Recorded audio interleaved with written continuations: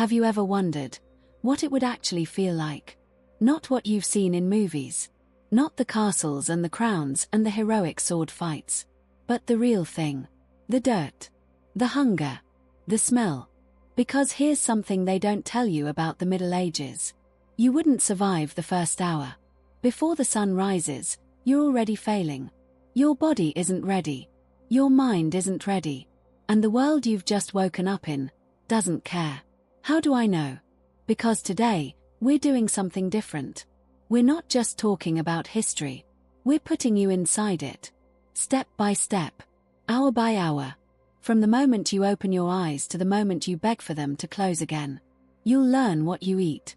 Where you sleep. What happens when you get sick. And most importantly, what happens when nature calls. By the end of this video, you'll understand why indoor plumbing alone makes you luckier than a medieval king. But before we go back in time, if you're new to Little Historical, take a moment to subscribe.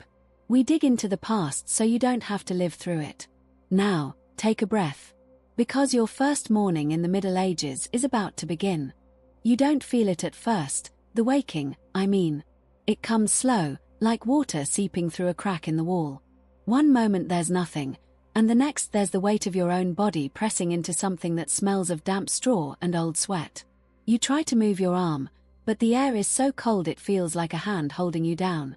Your joints answer with a sound you've never heard from your own bones. A dry crack, a whisper of where that belongs to someone much older. You're 22, but your body already keeps a different calendar. Then the smell arrives. Not all at once, it creeps in, layer by layer, until you can't tell if it's the room or you. Stale smoke, sour wool, the faint sweetness of rotting hay, and underneath it all something animal that you'd rather not name. You open your eyes to darkness so thick it feels solid.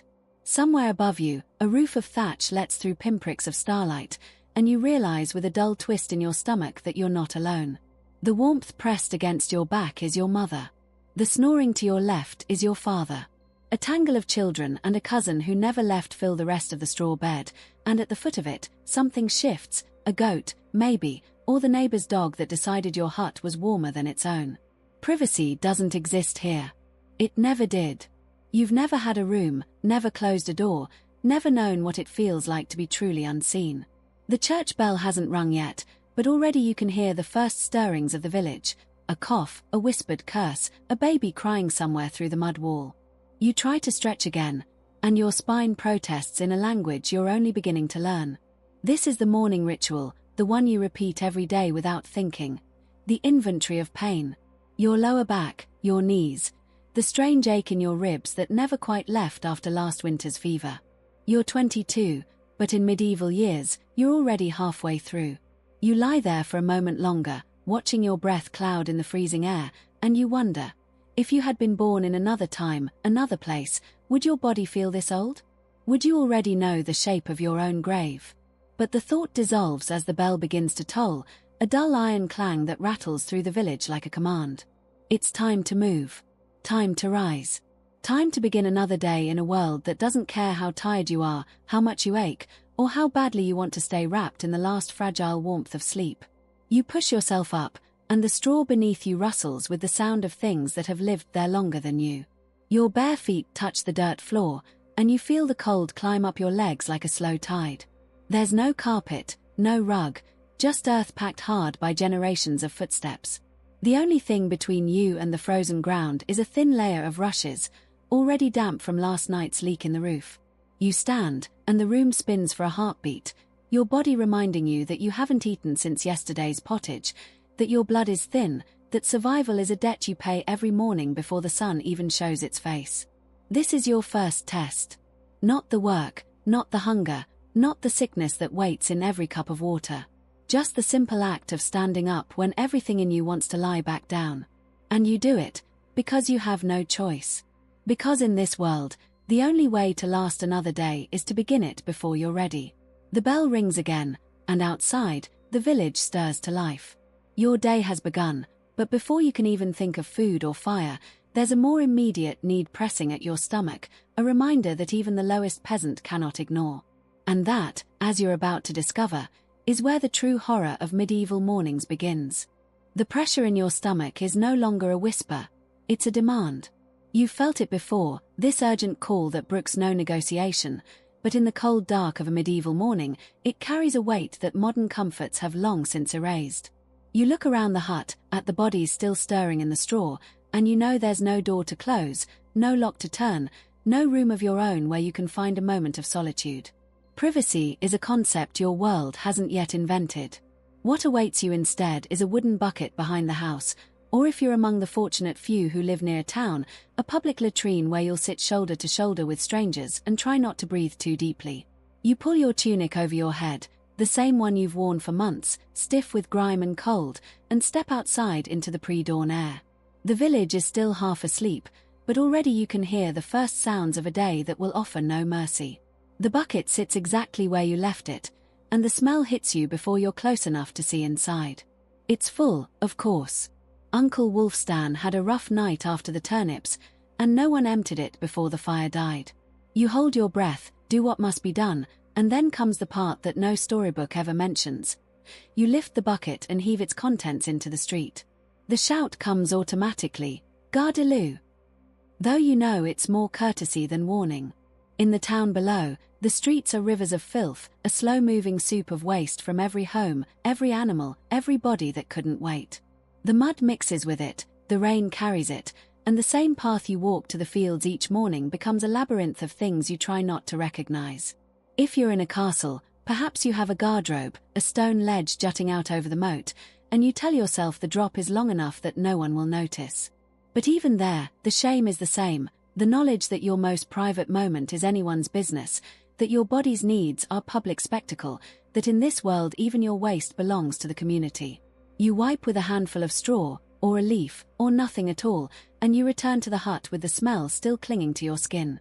There's no soap to wash it away, no water clean enough to trust. The village well is a gamble. More than one neighbor has taken ill from what lurks beneath the surface. So you let the grime settle, let the day's first humiliation become a layer of armor against the one still to come.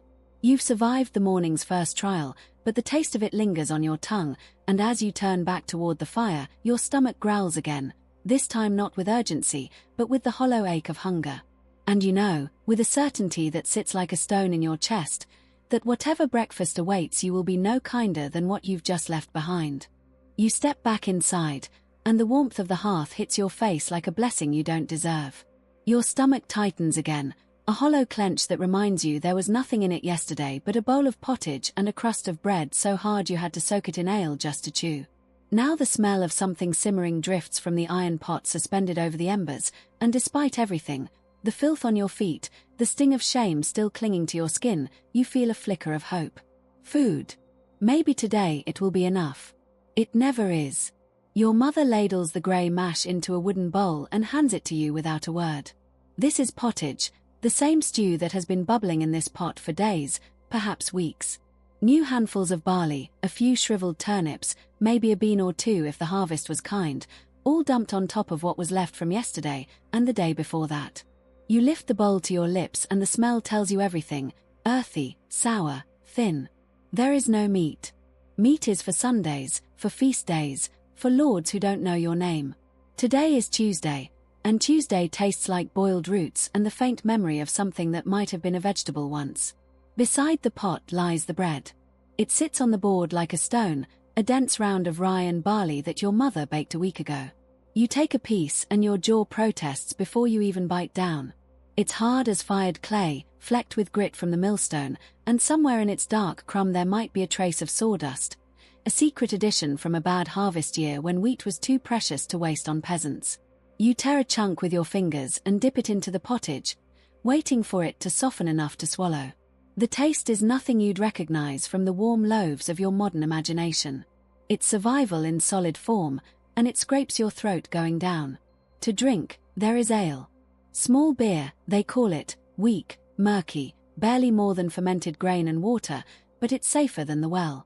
You raise the wooden cup and the liquid sloshes against your lips, sour and flat, and you drink it anyway because thirst is a hunger of its own. Children drink this. You've seen toddlers clutch their own cups before toddling off to the fields.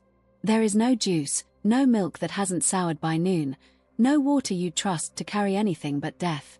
So you drink, and the ale settles in your stomach alongside the pottage, and for a moment the emptiness eases. Then your jaw throbs. You've been ignoring it for weeks, the dull ache that lives in the back of your mouth, the tooth that seems to pulse with its own dark heartbeat. You press your tongue against it and feel the jagged edge, the softness around it that tells you decay has taken root.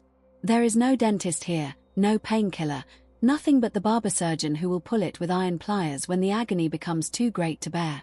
Some villagers have died from such things: a tooth gone bad, an infection that crept into the blood, a fever that burned them out in 3 days.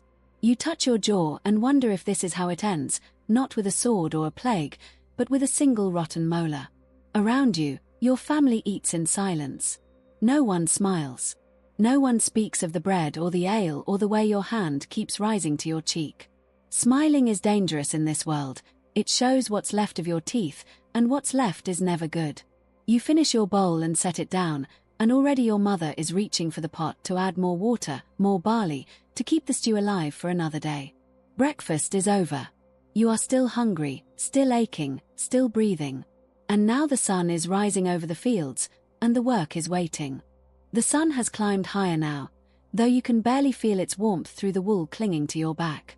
You stand at the edge of the Lord's field, a wooden plough in your hands that weighs more than anything you've ever lifted in your modern life, and already your palms are bleeding. The skin there has broken and healed so many times that the calluses form their own kind of armor. But today the wood is wet from last night's rain, and it slips, and the blisters tear open again. You don't stop. You can't stop. In the Middle Ages, stopping means someone else eats your share, and someone else's share is never enough. The field stretches before you like an ocean of mud, each furrow a small death you walk into willingly because the alternative is watching your family starve. Beside you, your father pulls the ox, if you're lucky enough to own one, and his back is bent at an angle that looks like permanent injury. He's 43, which in this world makes him ancient, a walking miracle of survival. His face is a map of broken veins and missing teeth, his hands so gnarled they barely close around the rope. You watch him take a step, and another, and you realize with a start that you're watching your own future. This body you inhabit now, with its aching joints and protesting spine, it will only get worse. The work will grind you down year by year until there's nothing left but a husk that still moves, still plants, still harvests, because there is no other choice. By midday, the sun has turned brutal. Your tunic is soaked through, and the wool chafes against your skin in places you'd rather not name. You can feel the salt of your own sweat drying in white lines across your face, and when you lift your hand to wipe your brow, the sting of the blisters makes you hiss through your teeth. There is no shade here, no water break, no sympathetic foreman calling you in from the heat. There is only the rhythm of the work: bend, pull, step, repeat. The ox lows somewhere behind you, and you envy the animal for the simple fact that it doesn't know how many more years of this it has left. The women work too, you notice. Your mother is in the next field, bent over the rows with a hoe that she swings with a force that seems impossible for her thin arms. She hasn't stopped since sunrise, and she won't stop until the light fails. Between swings, she carries water from the stream. The same stream where you emptied the bucket this morning, the same water that will give someone the flux before the week is out, and she doesn't drink any of it. It's for the men, she says. The men need it more. You open your mouth to argue, but the words die in your throat. You've learned this already. In this world, there are hierarchies even within suffering. Your back screams at you by the 3rd hour. Something has shifted in your spine, the same something that went wrong last winter when you slipped on the ice carrying firewood and landed badly. The pain radiates down your leg now, a dull fire that makes your gait uneven, and you wonder how many more seasons your body can endure this before it simply gives out. The older men in the village, the ones who made it past 40, move like carved wood, each step a careful negotiation with their own bones. You watch them and try to calculate. If you're lucky, if the harvest holds, if the plague passes, if the Lord doesn't raise the tithe, you might have 20 more years of this. 20 more years of bending, lifting, bleeding, burning under a sun that offers no mercy. Your neighbor collapses at midday. You hear the thud of his body hitting the furrow before you see it, and for a moment the whole field stops. Men turn, hooves idle, and someone shouts for water, for a priest, for anything. He's young, younger than you. and you watch as they drag him to the edge of the field and prop him against a tree. His face is the color of ash, his lips cracked, and you know without being told that this is what happens when you work too long without enough food, without enough water, without enough of anything. He'll be back tomorrow, if he wakes. Or he won't. Either way, the field will still be here, and the plough will wait for whoever can still hold it. You turn back to your own furrow, and the pain in your spine flares again, and somewhere deep in your chest you feel something that might be grief for a life you never chose. But there's no time for that. The sun is moving, the day is burning, and the only thing that waits for you at the end of it is a bowl of the same pottage, the same straw bed, the same aching darkness. You bend again, and the work swallows you whole.